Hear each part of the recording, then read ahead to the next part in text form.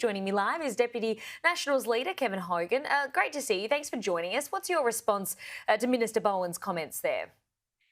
Well, I think the main person out of touch, Holly, is Chris Bowen. I don't think he has an appreciation for families' energy bills and the fact that people are struggling to pay their energy bills. I don't think he has an appreciation for the large businesses and businesses around Australia who are asking for government bailouts because they can't get energy affordability that they can compete. So I think he's the person out of touch. But look, looking forward to the discussion tomorrow. We're very conscious that China, India, and the United States, who are all the biggest emitters of carbon around the world, are not signed up to net zero 2050. So we need another approach to this. We need to cut carbon emissions responsibly, and we think tying that to the OECD countries and like-minded economies that we should cut emissions to the extent that they are.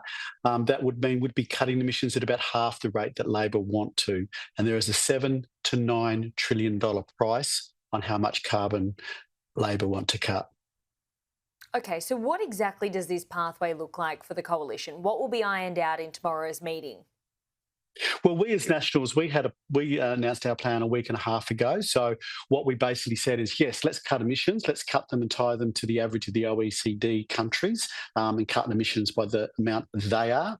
We need to be tied to that. That will give us that discipline. But what that analysis also showed was just how expensive Labor's plan is, and we don't think Australia can afford that. And I say that, Holly, because I see nearly every week a company that's needs a government bailout, or small businesses who say they can't afford their energy bills, or families who can't afford their energy bills. So we want a better, better, fairer plan, and that's what tomorrow's about. Would you say that the National Party is leading the climate agenda, like Minister Bowen claims? Well, we're certainly, I mean, look, we said after the last election that we would review the net zero 2050 policy. That was 6 months ago. We haven't hidden that fact. We've been very transparent about that. We've announced our plan. But, I commend also my Liberal Party colleagues who the overwhelming majority voted also that they thought that net zero was too expensive for families and businesses in this country. So a lot of goodwill now between the two coalition partners to nut out a deal, see where the common ground is. From what I can see, there's a lot of common ground, get more into some of the nuances of the policy and the plan, and announce that to the Australian public tomorrow, which I think the Australian public, Holly, after this weekend, are going to see two very distinct options. They can look at Labor and Greens' plan, which is to cut emissions 3 times faster than a lot of the rest of the globe. The 3 biggest emitters aren't even signed up. They can sign up to Labor's plan, which is going to be a $7 to $9 million cost to the Australian economy, or sign up to ours, reasonable emission cuts, but a lot cheaper and fairer for the Australian community. I mean, there's a lot of strong points that you're making there, saying, Australians at the end of the day want more affordable and reliable energy. But what about the moderates who fear that they won't be able to keep their inner city seats, let alone gain new ones? So unless the Liberal Party and the coalition wins more metro seats, it will just always be a voice in opposition, won't it? Well, look, I don't take that view, Holly. I think the Australian community, and that includes metropolitan Sydney, metropolitan Melbourne, metropolitan Brisbane, metropolitan Adelaide, metropolitan Perth, they realise that they can't afford their power bills either.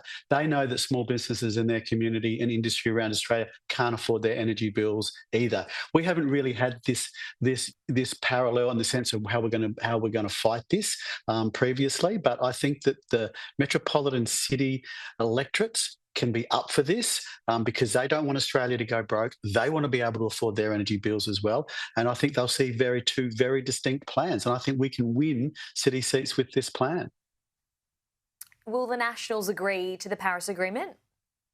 Yeah, look, I'm not going to preempt, and look, I don't think, with all due respect, the negotiations between the two parties and the panel that makes up that have finished their negotiations. But look, Paris, the way we look at it, doesn't hold binding targets, and we don't want binding targets, so we don't see that.